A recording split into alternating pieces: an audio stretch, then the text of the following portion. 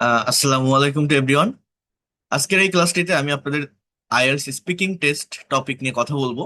অর্থাৎ যারা English speaking এ দুর্বল, স্পিকিং করতে গেলে কথা আটকে যায়, ফ্লুয়েন্টলি কথা বলতে পারেন না, কথা বলতে গেলে শব্দ ব্রেইনে আসে না, একটার পর আরেকটা সেন্টেন্স পারফেক্ট ভাবে যারা নিয়ে আসতে পারেন না, অর্থাৎ কোহেশন অ্যান্ড কোহেরেন্স যারা ঠিক রাখতে পারেন না, তারা যদি আজকের এই ক্লাসটি লাস্ট পর্যন্ত দেখেন, আমি প্র্যাকটিক্যাল এক্সাম্পলের সঙ্গে আমি দেখিয়ে দিব কিভাবে আপনি খুব কম সময়ের ভিতর ইংলিশ স্পিকিং এ এক্সপার্ট হতে পারেন। বিশেষ করে যারা আইএলটিএস এক্সাম ফেস করবেন এবং স্পিকিং এ যারা দুর্বল, তাদের জন্য আমি প্র্যাকটিক্যাল দুইটা টপিক আমি এখানে আপনাদেরকে অ্যানালাইসিস করে দেখাবো, এবং খুব সহজে কিভাবে যে কোনো টপিকের উপর স্পিকিং করা যায় আপনারা যদি লাস্ট পর্যন্ত থাকেন বুঝতে পারবেন। So first of all, I will show you that how can you speak in English fluently. Okay, so here you can see আমাদের প্রথমত যে বিষয়টা বুঝতে হবে, বিশেষ করে যারা আইএলটিএস এক্সাম ফেস করবেন তাদের উদ্দেশ্যে ক্লাসটি তৈরি করা। এর জন্য আমি আগে একটু আইএলটিএস স্পিকিং মডিউল নিয়ে কথা বলবো। সেটি হচ্ছে, বোঝার চেষ্টা করবেন আপনারা, আমাদের এখানে তিনটা পার্ট থাকে আইএলটিএস স্পিকিং এ। আইএলটিএস স্পিকিং এ তিনটা পার্ট থাকে। এক নাম্বার হচ্ছে ইন্ট্রোডাকশন। এখানে আপনার ব্যক্তিগত জীবন, আপনার পছন্দ অপছন্দ নিয়ে সাধারণ প্রশ্ন করা হয়, উত্তরগুলো 2-3 বাক্যে দিতে হয়।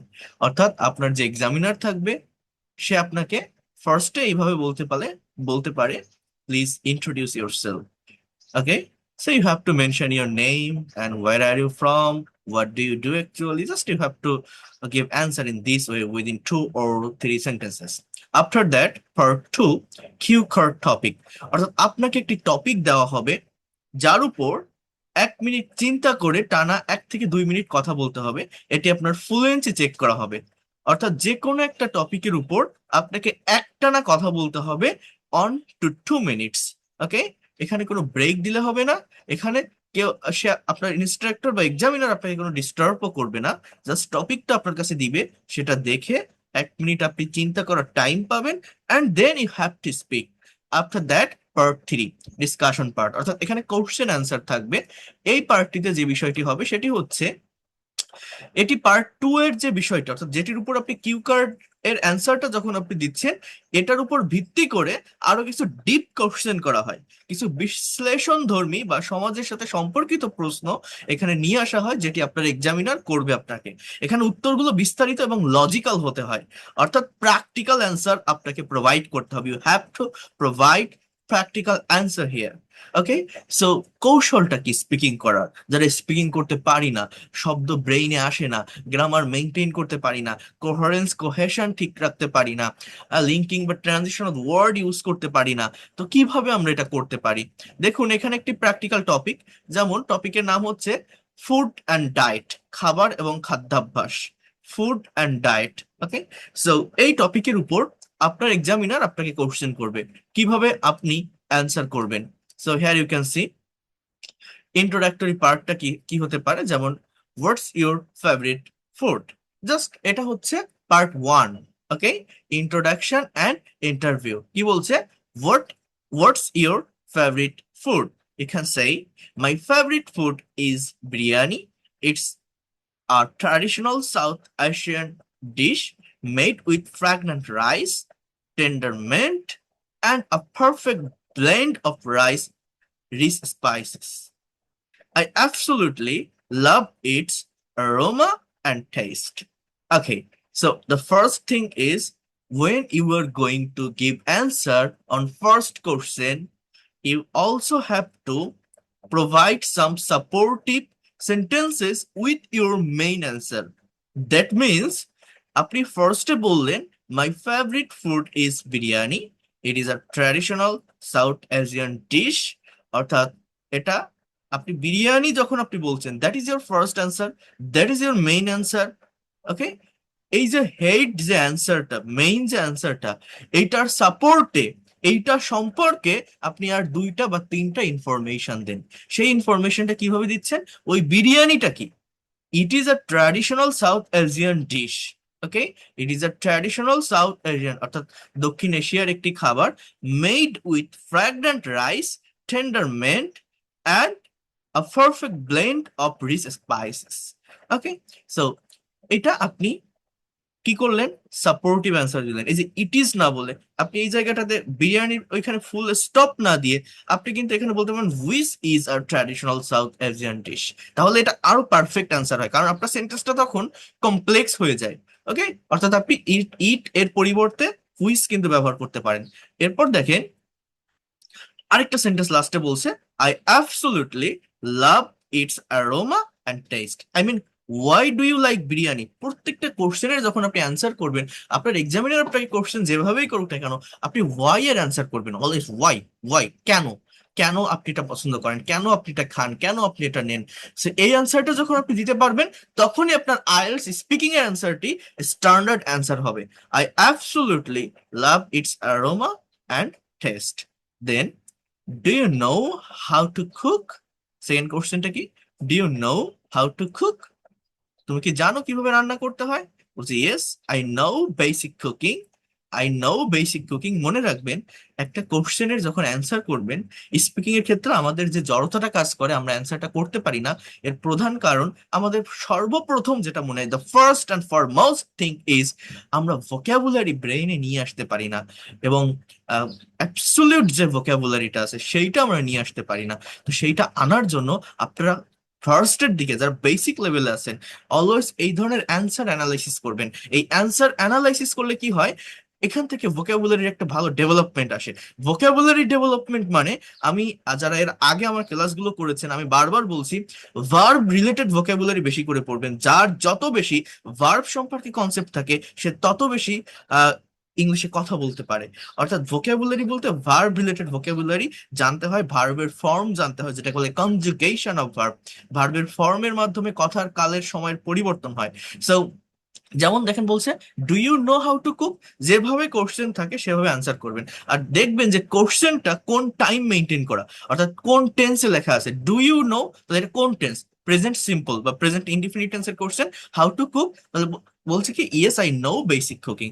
আই নো, সাবজেক্ট আর ভার্ব, সাবজেক্ট আর ভার্ব পাশাপাশি বসাতে পারলে এক্সটেনশনের যে পার্টটা, বাকি যে অংশটা, দেখবেন এটা অটোমেটিক্যালি চলে আসে।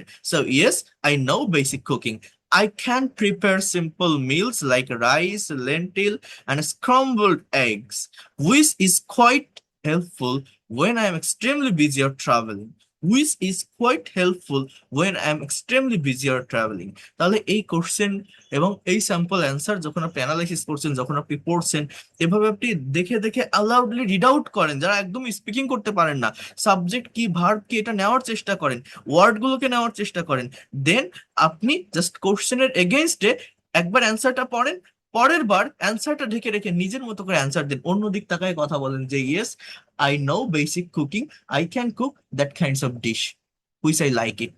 এভাবে আপনি বলেন। আপনার এইখানে যদি মনে হয় যে এইখানে যে অ্যান্সারটা আমি দেখছি সেটা অ্যাডভান্স, আপনি আপনার মতো সহজ করে বলার চেষ্টা করেন, পারবেন। কেন পারবেন না? আমরা কেন কথা বলতে পারি না, কেন স্পিকিং করতে পারি না? আমরা কথা বলি না তাই পারি না, স্পিকিং করি না তাই পারি না। We have to speak a lot. Practice, practice, and practice. You all know that practice makes a man perfect. So without practicing, without thinking, without generating idea from your own brain, how can you be able to expert and fluent in English within very short time? You have to speak a lot. Okay.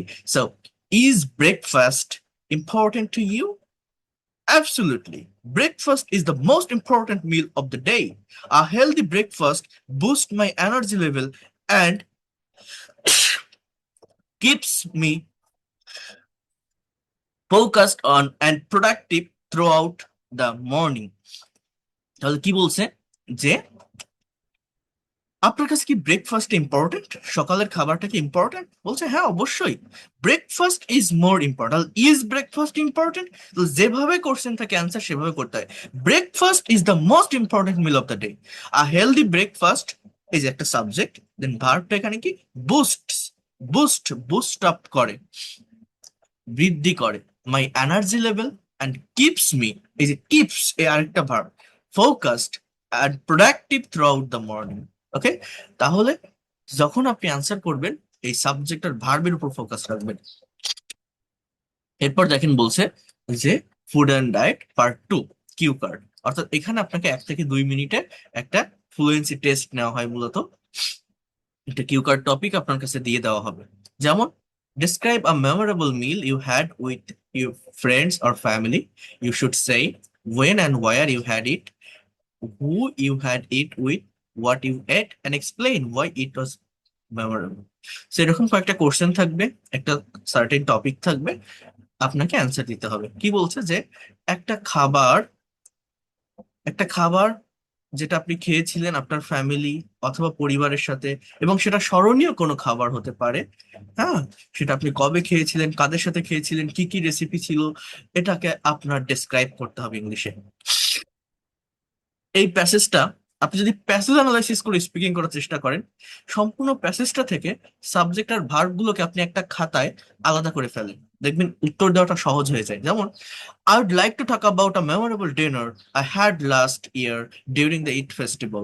My entire extended family, including my cousin who live abroad, gathered at my grandfather's house in our village.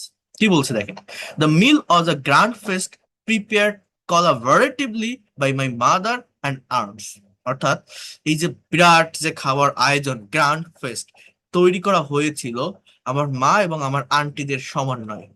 We had a extravagant spread of traditional dishes, including mutton curry, chicken roast, pulao, and various homemade sweets. Okay, then, what made this meal truly unforgettable was not just the delicious food, but the atmosphere.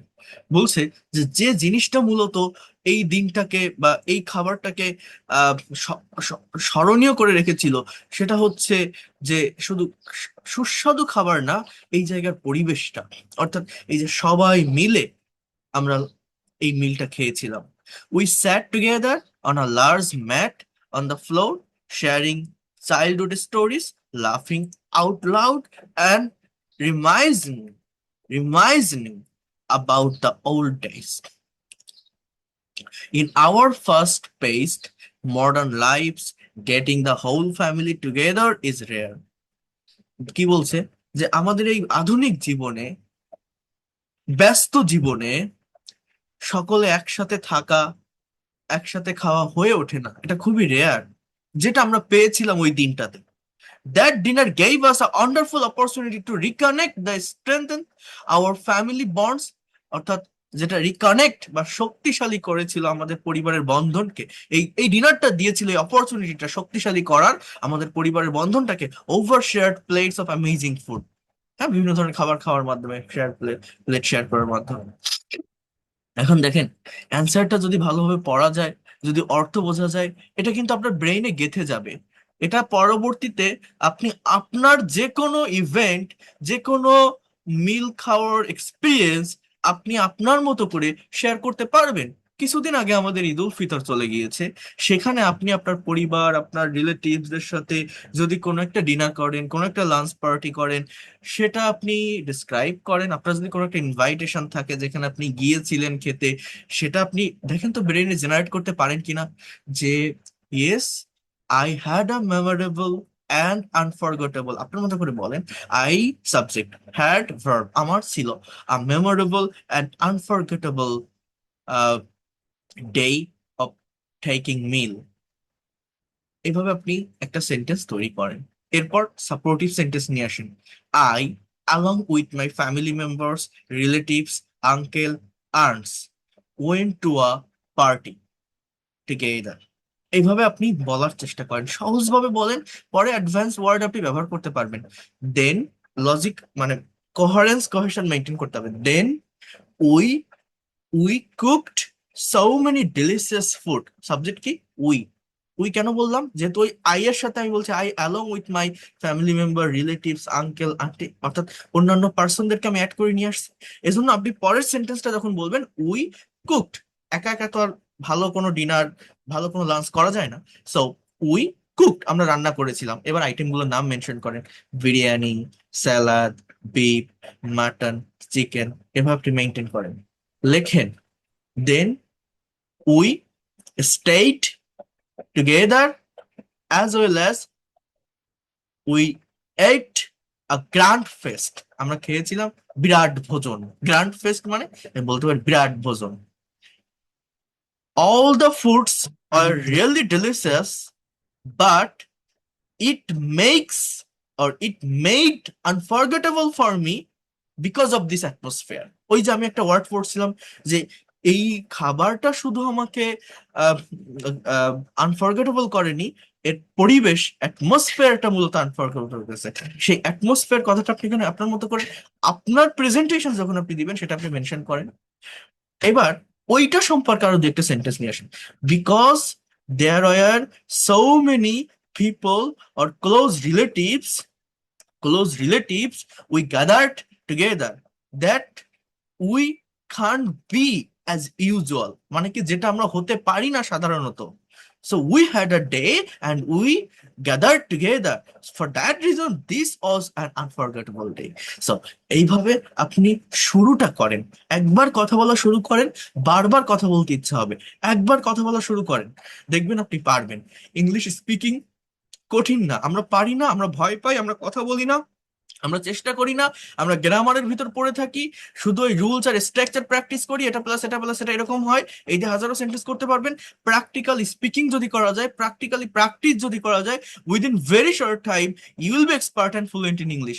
এইভাবে passage analysis করলে অনেক doubt clear হয়ে যায়, বোঝা যায় subject কোনটা, verb কোনটা, choice of words গুলো কেমন হবে, আমি কি ধরনের সেন্টেন্স গুলো ইউজ করতে পারি বা লিখতে পারি, একটার পর আরেকটা সেন্টেন্স কিভাবে আসে, সেন্টেন্স গুলো কোন টেন্সে লেখা আছে, একটা সেন্টেন্সে সাবজেক্ট এবং ভার্ব বসানোর পর এক্সটেনশনের পার্ট গুলো কিভাবে বিভিন্ন এক্সাম্পল দিয়ে সাজানো হচ্ছে, ডেকোরেট করা হচ্ছে, প্রত্যেকটা বিষয় সুন্দরভাবে বোঝা যায় যদি প্যাসেজ অ্যানালাইসিস করতে হয়। প্রচুর রিডিং করবেন, রিডিং করলেই অ্যাকচুয়ালি ল্যাঙ্গুয়েজটা অনেক ভালোভাবে শেখা যায়, ইংলিশের স্কিলটা খুব ভালোভাবে ডেভেলপ করা যায় যে যত বেশি রিডিং করতে পারে।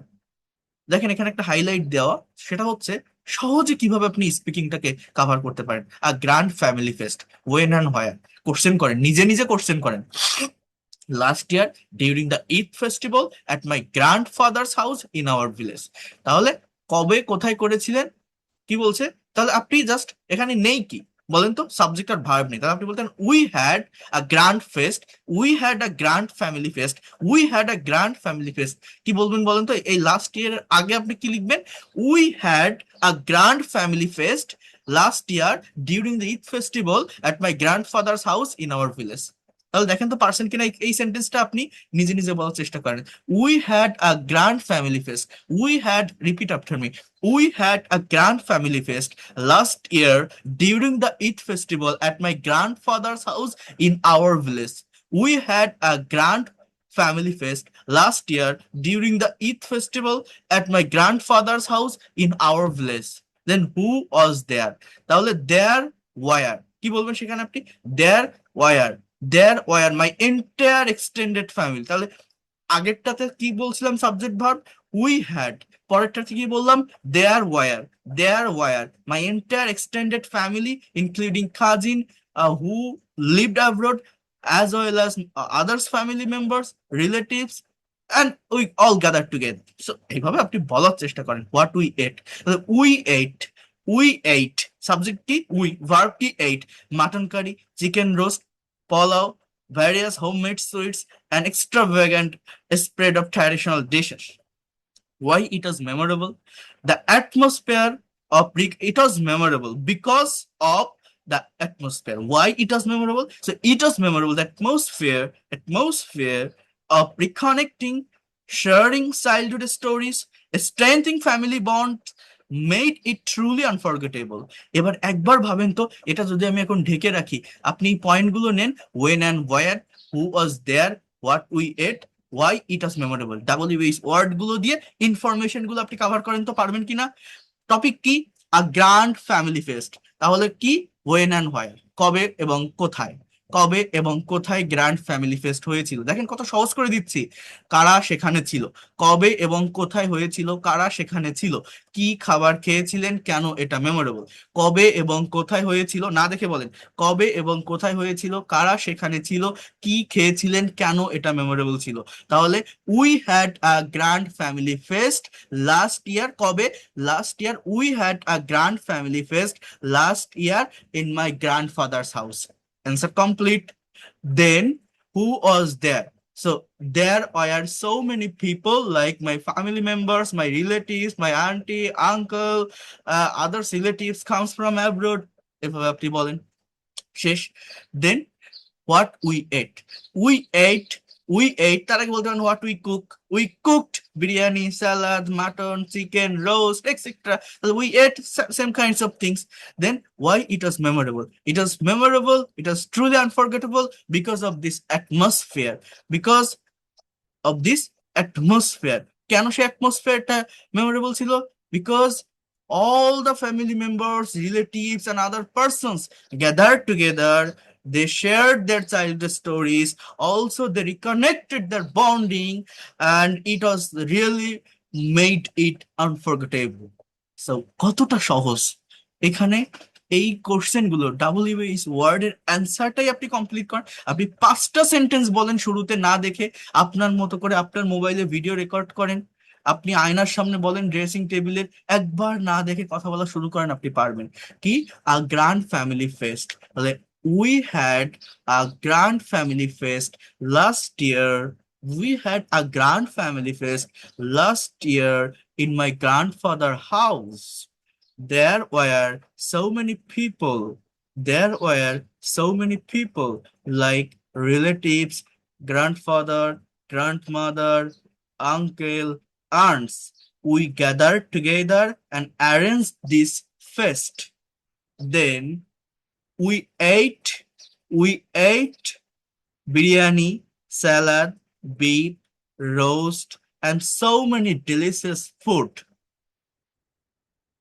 This Grand Fest was memorable because of its atmosphere, because all the family members, relatives, and others people gathered together that we can't see as usual.